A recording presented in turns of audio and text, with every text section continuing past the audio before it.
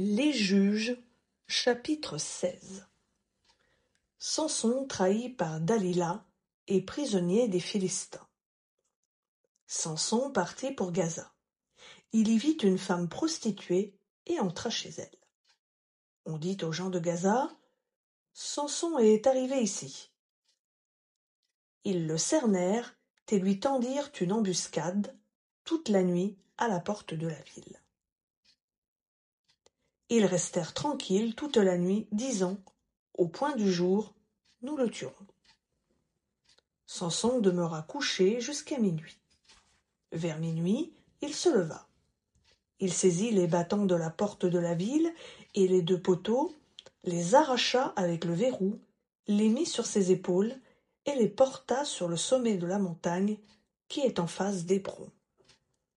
Après cela, il aima une femme dans la vallée de Sorek.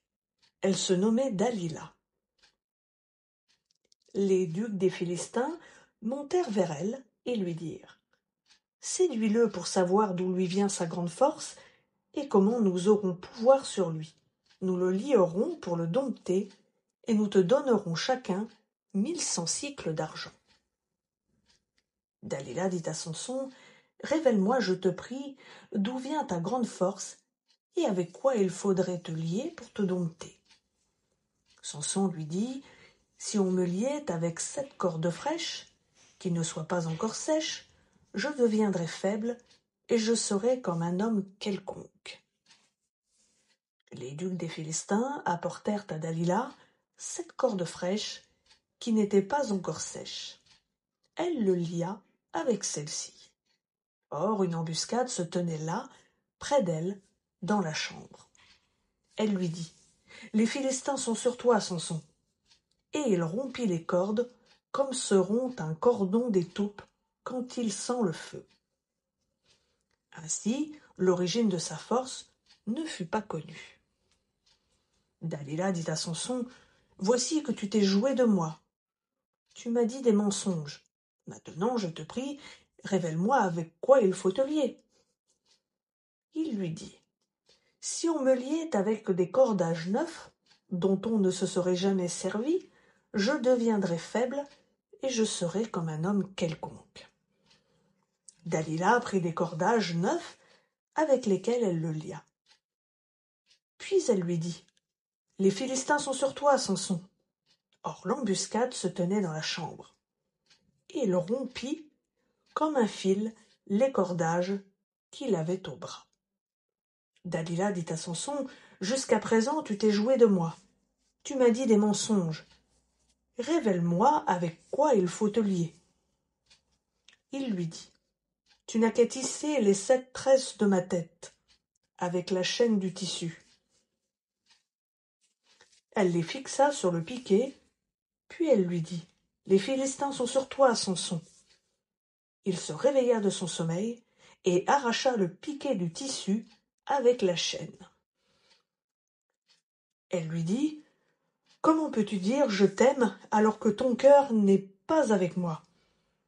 Voilà 3 fois que tu t'es joué de moi, et tu ne m'as pas révélé d'où vient ta grande force. » Comme elle était chaque jour à le tourmenter par ses paroles et à l'importuner, il en fut mortellement ennuyé. Il lui ouvrit tout son cœur et lui dit « Le rasoir n'a point passé sur ma tête, parce que je suis naziréen pour Dieu, dès le ventre de ma mère. Si j'étais rasé, ma force se retirerait de moi, je deviendrais faible et je serais comme n'importe quel homme. » Dalila, voyant qu'il lui avait ouvert tout son cœur, envoya appeler les ducs des Philistins et leur fit dire « Montez cette fois, car il m'a ouvert tout son cœur. » Et les ducs des Philistins montèrent vers elle et apportèrent l'argent dans leurs mains. Elle l'endormit sur ses genoux. Elle appela un homme et rasa les 7 tresses de la tête de Samson et commença ainsi à le dompter. Sa force se retira de lui. Elle dit alors « Les Philistins sont sur toi, Samson. » Il se réveilla de son sommeil et dit « Je m'en sortirai comme les autres fois. je me dégagerai. Il ne savait pas que l'Éternel s'était retiré de lui.